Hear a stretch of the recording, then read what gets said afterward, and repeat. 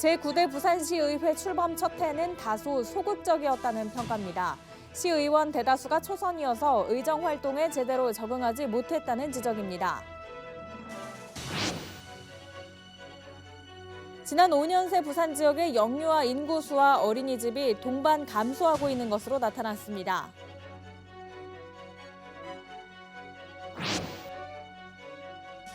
부산 진구의 한 오피스텔 주차타워에서 화재가 발생해 주민 35명이 연기를 마셨습니다. 특히 불은 인근 상가로 옮겨부터 피해를 키웠습니다. 이른 졸업식으로 덩달아 꽃 소비도 늘어날 것으로 기대되고 있지만 화훼 농가는 한파와 유가 상승 등으로 힘든 겨울을 보내고 있습니다.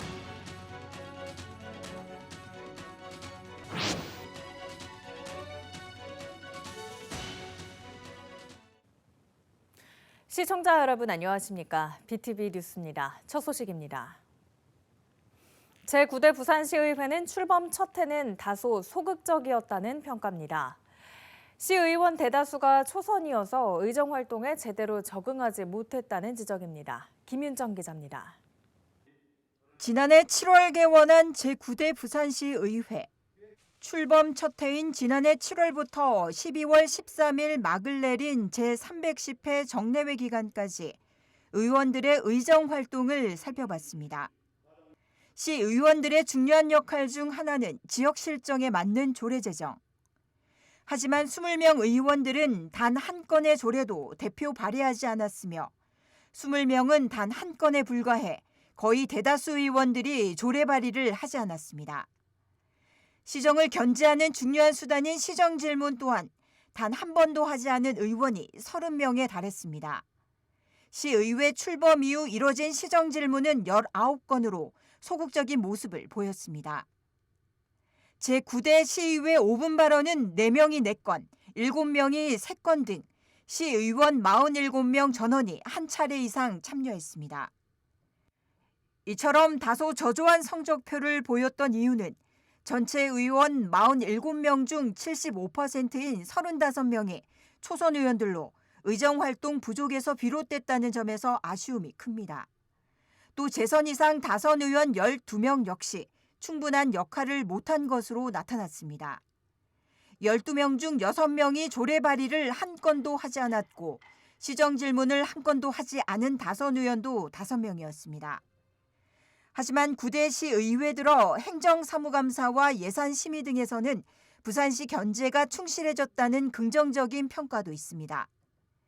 올해는 보여주기식 견제가 아닌 제대로 된 감시와 견제가 이루어지길 시민들은 기대하고 있습니다.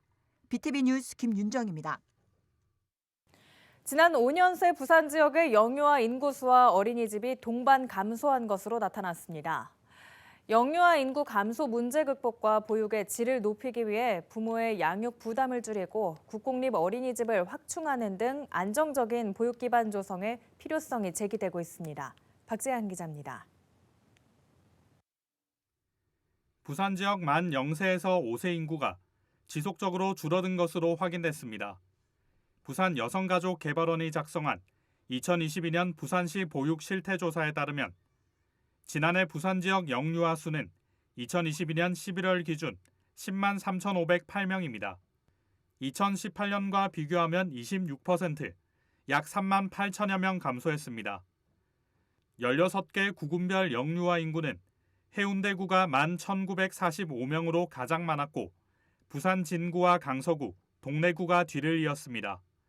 중구는 487명으로 가장 적었습니다.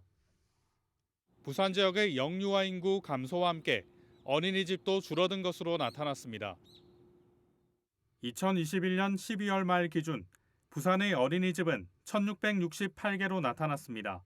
2017년 1,920개에서 5년 새 252개가 줄어들었습니다. 부산 지역 어린이집 정원 충족률은 76.8%로 전국 76.1%와 비슷한 수준이었습니다. 어린이집 원장 500명을 대상으로 한 설문에서는 어린이집 운영의 어려움으로 원화 모집이 1순위로 꼽혀 2018년 1순위가 재정 충당이었던 것과 확연한 차이를 보였습니다. BTV 뉴스 박찬입니다. 부산 진구의 한 오피스텔 주차타워에서 화재가 발생했습니다. 이 불로 주민 35명이 연기를 마셨는데 불은 인근 상가로 옮겨부터 피해가 커졌습니다. 박철우 기자입니다. 이른 아침 부산 진구의 한 오피스텔. 검은 연기와 함께 시뻘건 불길이 치솟습니다. 불은 순식간에 건물을 타고 꼭대기층까지 올라갑니다. 검은 연기가 쉴 새 없이 뿜어져 나오고 화재로 인한 파편들은 주차된 차량 주위로 여기저기 떨어져 있습니다. 주민들은 겨우 몸만 피해 달아났습니다. 밖에서 불이라고 누가 먼저 외쳤어요. 그래서 설마 하고 다시 잠을 청하려고 하다가 설마 했는데 바로 방송이 나온 거지. 대피하라고. 그래서 이제 그 소리 듣고 바로 나왔어요. 불이 났다는 신고가 119에 접수된 시각은 9일 오전 6시 32분.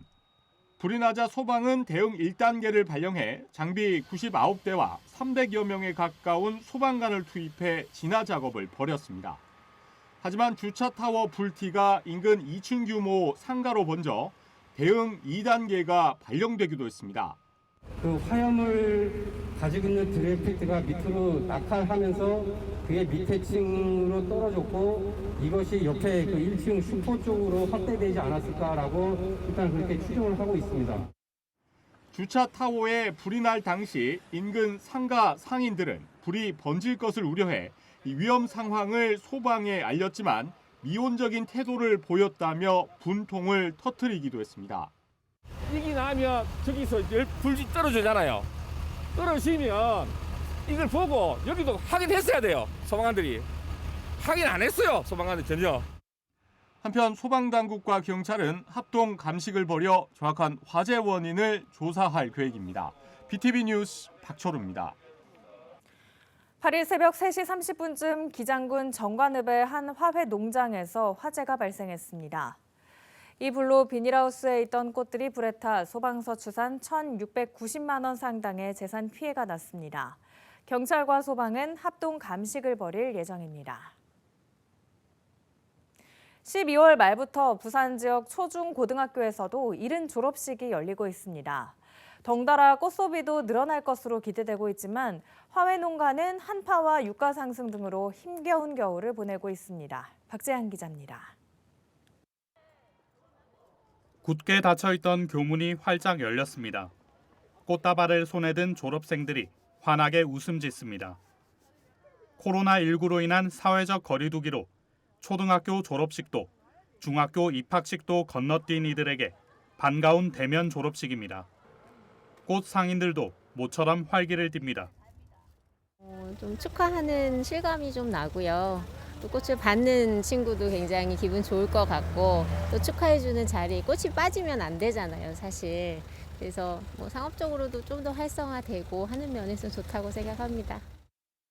오늘도 못 올 줄 알았거든. 며칠 전에 얘기 듣기는 뭐 오면 안 된다고 오지 마라 하는데 그럼 며칠 전에 어디인가부터인가 예, 뭐 운동장까지는 올 수 있다고 그렇게 해서 뭐 얼마나 좋은 일입니까? 그래서 뭐 부랴부랴 왔습니다. 대면 행사로 꽃 소비가 잠시나마 늘었지만 화훼 농가들은 체감이 어렵습니다. 이곳안은 18도에서 20도가량의 적정 온도를 유지해야 되지만 전기세와 기름값이 크게 올라 농민들은 부담스러울 수밖에 없습니다. 예년에 비해 전기를 사용하는 농가는 20%가량, 등유 사용 농가는 70%가량 난방비가 상승했습니다. 꽃 생산량이 줄어 가격은 상승했지만 부대 비용 상승과 시장에서의 소비는 줄었다는 게 농가의 설명입니다. 지금은 조금 나요. 조금 났는데 졸업이 있어서 그런가 조금 나요. 조금 났고 사실 12월 달에는 사실 꽃이 잘 안 팔렸어요. 모든 행사가 좀 많아야 된다고 봅니다. 보고 농민들도 사실 힘들어요, 많이. 모든 게 뭐 전기 요금 많이 오르지, 기름값 오르지, 뭐 인건비 오르지. 농민들은 정부의 난방유 지원 확대와 함께 전기요금 인상과 관련해서도 대책 마련이 시급하다고 입을 모읍니다. BTV 뉴스 박찬입니다.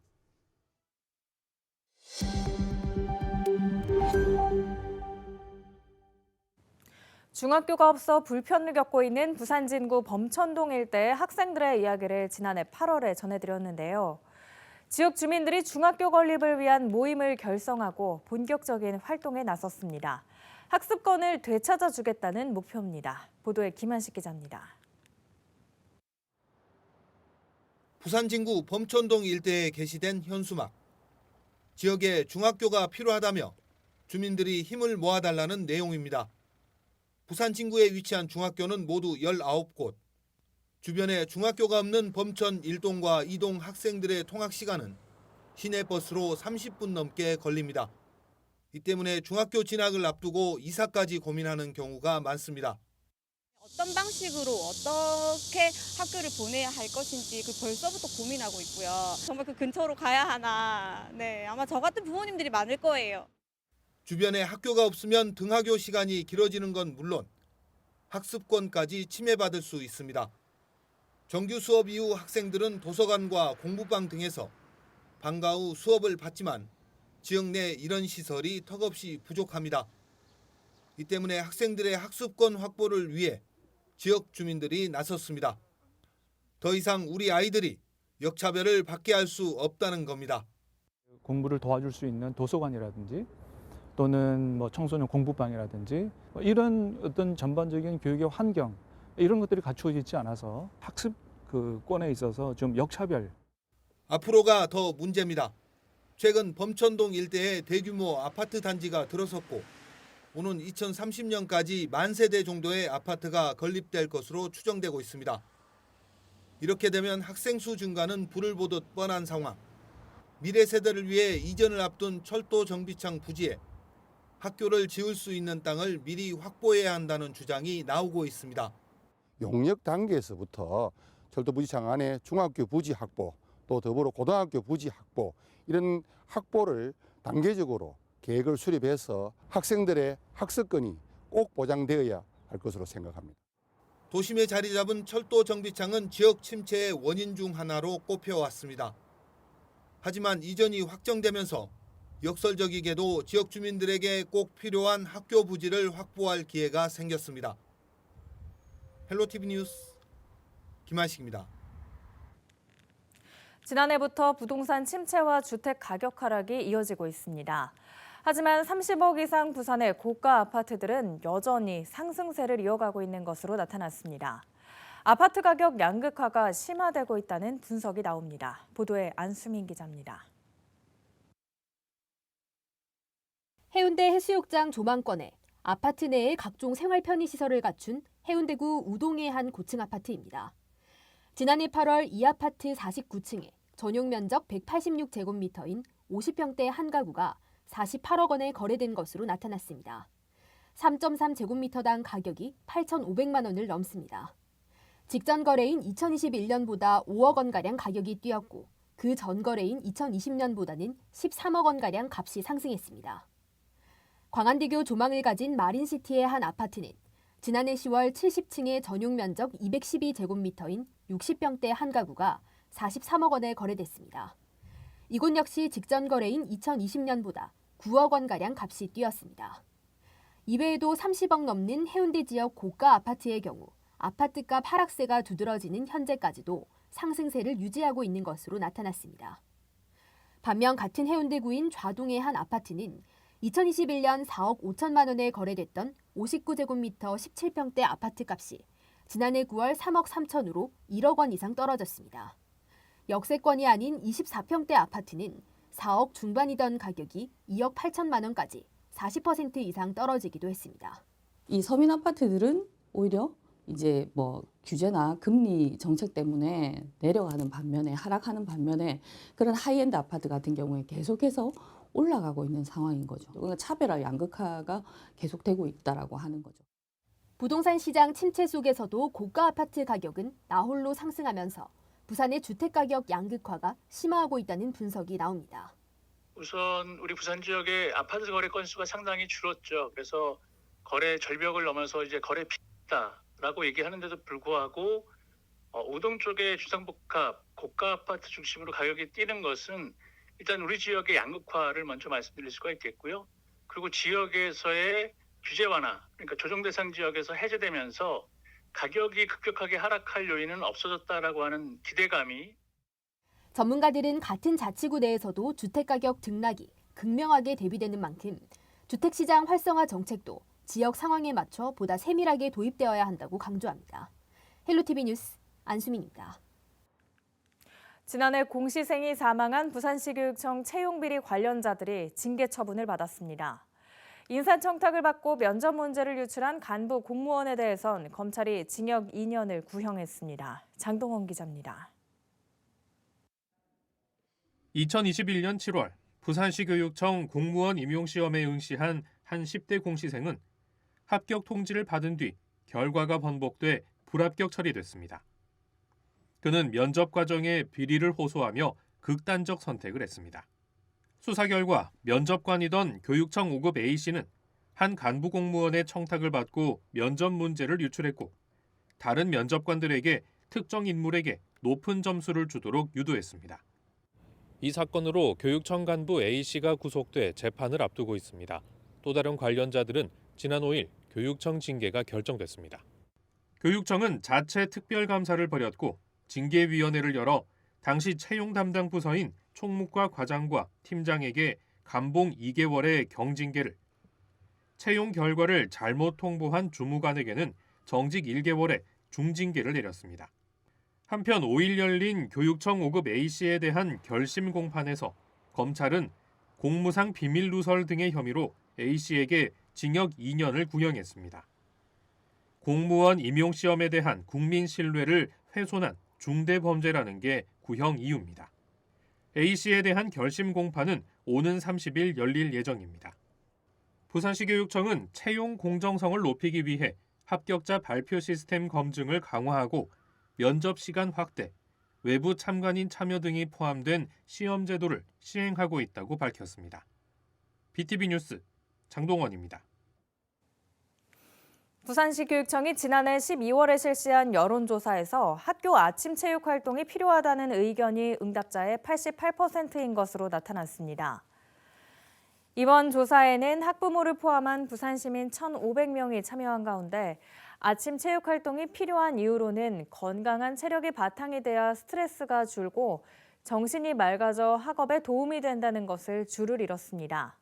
시교육청은 기장초등학교와 금곡중학교를 아침 체육활동 연구학교로 지정해 올해부터 운영하고 2025년부터는 전면 도입할 계획입니다. 강서구는 오는 12월 말까지 우유팩이나 주스팩, 두유팩 등 종이팩을 종량제 봉투와 교환해주는 종이팩 교환 사업을 실시합니다. 참여 방법은 종이팩에 내용물을 다 비우고 깨끗이 씻어 말린 뒤 잘라 펴서 동행정복지센터나 민원센터로 방문하면 됩니다. 교환 시간은 매주 금요일 오후 2시부터 6시까지고 종이팩 1kg당 종량제 봉투 10리터 2장과 맞바꿀 수 있습니다. 지난해 엄군과 반역 공영 농산물 도매시장의 청과류 거래 금액이 전년 대비 5% 이상 늘어 개장 이후 역대 최대인 1조 867억 원을 기록하며 3년 연속 1조 원 이상의 거래 실적을 달성했습니다. 부산시는 이번 성과는 지난해 코로나19와 경기 침체 등으로 어려운 여건 속에서도 비대면 거래 확대와 우수 농산물 출하 유치 활동 등을 통해 도매시장 경쟁력을 강화한 점과 일부 농산물의 출하 가격 상승에 영향을 미친 것으로 분석했습니다. 이어서 포토뉴스입니다. 주식회사 유성정밀이 사상구 학장동에 이웃돕기 성금 200만 원을 기탁했습니다. 유성정밀 성열석 대표는 소외된 이웃에게 힘이 되고 싶어 성금을 기탁하게 됐다며 모두가 따뜻한 겨울을 보낼 수 있도록 뜻깊게 성금이 쓰였으면 좋겠다고 전했습니다. 주식회사 소울테크 이성자 대표는 지난 6일 수영구청에 희망다리 놓기 사업 성금 100만 원을 기탁했습니다. 수영구 망미 1동 승리마루 태권도 배산 광안도장은 지난 6일 도장 지도팀과 원생들이 모은 라면과 컵라면 959개를 동행정복지센터에 전달했습니다. 망미일동 청소년지도협의회는 지난 6일 동행정복지센터에 어려운 이웃을 위한 70만 원 상당의 커피 쿠폰을 전달했습니다. 밀락동 새마을부녀회는 지난 6일 어려운 이웃 30세대에 떡국떡과 무릎 담요를 전달했습니다. 수영구 경제인회는 지난 5일 수영구청에 지역 청소년들을 위한 장학금 400만 원을 기탁했습니다. 남구 오륙도에 있는 해파랑 카페 하계순 대표는 지난 5일 남구청에 이웃돕기 상품으로 9천만 원 상당의 화장품을 기탁했습니다. 김호중 팬카페 부산 그레이스방 김근하 회원 등은 지난 5일 남구청에 이웃돕기 상품으로 406만 원 상당의 쌀 1,700kg을 기탁했습니다. 남구발전협의회 조창현 회장 등은 지난 5일 남구청에 이웃돕기 성금 100만 원을 기부했습니다. 남구 용호 2동에 있는 한빛태권도는 지난 5일 동행정복지센터에 라면 956개를 기부했습니다. 남구 못골 골목시장은 국립농산물품질관리원에서 실시한 2022년 전통시장 원산지 자율관리평가에서 우수상을 받았습니다. 사단법인 부산연탄은행은 지난 6일 남부민 이동 지역사회 보장협의회에 생활이 어려운 이웃을 위한 라면 100박스를 전달했습니다. 동아대학교 대학원은 2023년도 전기 일반대학원 일반전형 석박사 학위과정 신입생을 추가 모집합니다. 오늘 16일부터 26일까지 인터넷을 통해 원서를 추가 접수받아 전공 구술고사는 다음 달 9일에 개획합니다.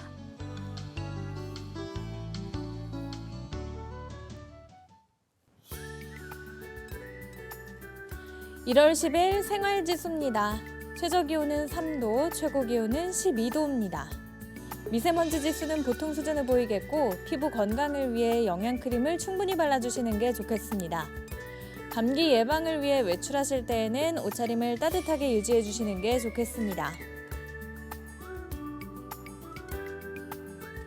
비 소식은 없어서 외출하실 때 우산을 지참하지 않으셔도 되겠고요. 빨래와 세차를 하셔도 좋은 날씨입니다. 작은 불씨도 각별히 유의해 주시고 외출을 하신다면 코로나19 예방을 위해 마스크를 착용해 주시기 바랍니다. 밤에는 실내 온도를 확인해 주시고 숙면을 취하시기 바랍니다.